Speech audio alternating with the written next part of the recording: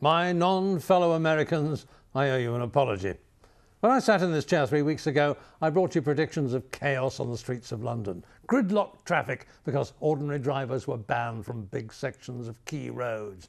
Railroad cars literally jammed with passengers. The swamping of Heathrow Airport and a disturbing shortage of security guards. In short, an Olympic nightmare well worth avoiding. And that was before Michael Phelps confessed that most Olympic swimmers take a quiet leak in the pool when they're training.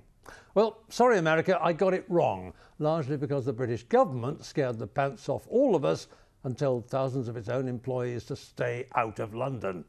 In this country, we're a very compliant lot. We follow the leaders. So we all stayed away and waited for disaster to happen. And so far, it hasn't. Quite the reverse.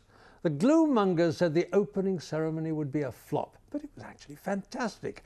And when those of us lucky enough to get tickets braved the journey to the Olympic Park, the experience was far from a nightmare. Those exclusive lanes for Olympic traffic, they never really got busy, so the authorities let us have them back again. And there was plenty of room on the railroads and the tube, and there were loads of helpful security staff, and the whole city buzzed with an atmosphere so positive that it's infected us all ever since. Now, you can still find a tiny band of die-hard, grumpy Londoners who prefer to go around with permanent scowls and a bad word for anything and everything to do with Olympic events. These folks say they're sick of happy people on the streets who are polite to everyone and whose worst crime is to wave the national flag with enthusiasm. They reckon the Olympics were bad for business. They say they want their city back.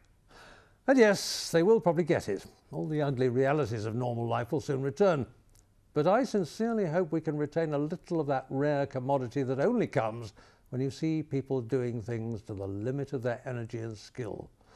With our nation's sportsmen winning the largest number of gold medals for more than 100 years, the Olympics put the pride back into British sport. And I never forecast that 3 weeks ago either. This is Ed Boyle for CBS News in London.